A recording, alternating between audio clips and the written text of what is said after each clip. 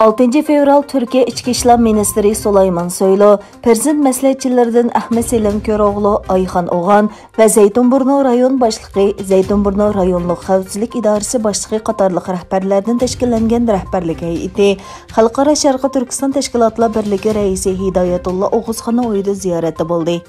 Rəhbərlərini Xalqara Şərqi Türkistan Təşkilatlar Birliği rəisi Hidayətullah Oğuzxan, Stuqbuğraxan İlim və Mədəniyyət Vəqfi rəisi Dr. Abduxaliq Uyğur, Şərqi Türkistan Ticarətçilər Cəmiyyəti vəkili Adil Muhammed qatarlıqlar kütüb aldı. Bu qıtımlıq ziyaretinin məqsədi Türkiyə-Xitay arasındakı münasibətlər səbəblik Şərqi Türkistanlıqlarının Türkiyədəki siyasi davasının kəlgüsü və özlərinin ictimai bexətərlik cəhətdə payda bolğan əndişlərinə qarata Türkiyə hökumətinin qandaq əhvallardan qəti nəzər Şərqi Türkistan davasını qollaydıqlarından ibarət pozisiyasını bildiriş və Şərqi Türkistan davasının siyasi tərəqqiyatını ilgiri sürüşdə və ictimai məsələlərini həll qilishdə Türkiyənin hər vaxt aktiv rol oynaydıqlarını ifadələş bolğan. İçki İşlər Ministerliğinin bu qıtımlıq ziyarəti içki cəhətdən Türkiyədəki Xalqara Şərqi Türkistan Təşkilatlar Birliğinin Türkiyə dövləti bilan bolğan diplomatiya münasibəti və innovatını texmo küçəytkənlik və Şərqi Türkistan xalqını xatircəm qilish hesablansa, tashqi cəhətdən Türkiyə hökumətinin Şərqi Türkistan davasındakı pozisiyasını yana bir qıtım ifadələş olub hesablandı.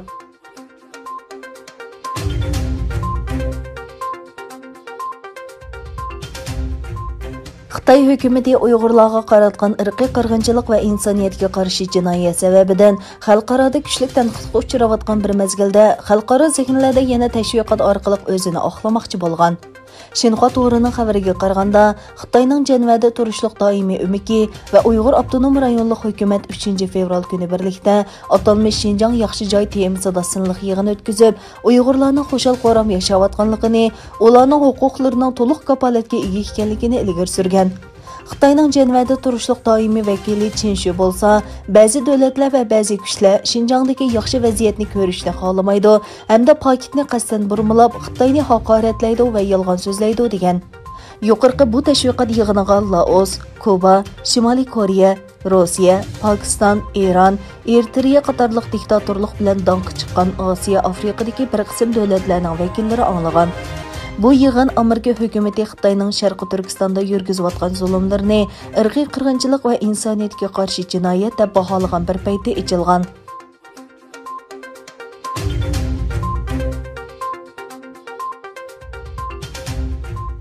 Amerika prezidenti Joe Biden Amerika-Xitoy munosabatini ilgirki prezident Donald Trump hukumatiga o'xshamaydigan usulda ilib boradiganligini bayon qilib, chekidan oshgan raqobat bo'ladi. Biz ular bilganda qilmaymiz dedi. Amerika prezidenti Joe Biden CBS televiziya kanalining ziyoratini qabul qilganda, ularning Beijing hukumati bilan to'qinishmaydigan munosabat o'rnatishni maqsad qiladiganligini, ammo texmo raqobat kuchiga ega bo'ladiganligini ta'kidladi. Biden o'zining Xitoy prezidenti Xi Jinpingni har ikkisining muavin prezidentlik davridan boshlab taniydiganligini tilga olib, u intayin aqlli, intayin kuchli, ammo badanida kichik bir parcha demokratik so'ngak yo'q deb baho berdi. Amerika prezidenti Biden 4 fevral Tashqi ishlar ministrligida qilgan tashqi siyosat nutqida Xitoyni Amerikaning dunyodagi eng muhim raqibi deb tasvirlagan edi.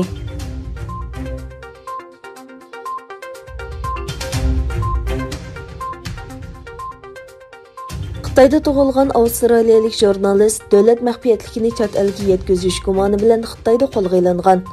Egilenishicha, Xitoy yer shari televiziya to'g'rida ishlaydigan avstraliyalik jurnalist Chang Li jasuslik jinoyati bilan qo'lga olingan. Avstraliya hukumati 6 oydan buyon qamalgan Chang Li uchun xalqaro qoidaga mos keladigan mustaqil tekshirish komiteti qurishni talab qilgan, ammo bu talabni Xitoy doiralari rad qilgan edi. Xitoy bilan Avstraliya o'rtasidagi siyosiy jiddiylik mezgilida Xitoydagi eng oxiri ikki avstraliyalik jurnalistmi oktyabrda Chang to'g'risida so'roq qilingan.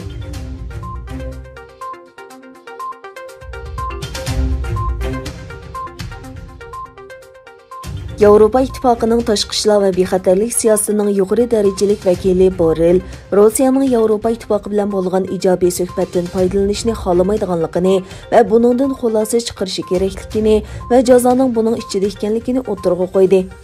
Borrell 4 fevraldan 6 fevralgacha o'zining Moskva ziyorati haqida yozgan blogida o'zining andisha qiladigan Yevropa-Rossiya munosabatini muzokara qilganligini, Aleksey Navalniy va uning qo'llovchilari qo'lga olingan namoyishdan keyin munosabatning yomonlashganligini bayon qildi.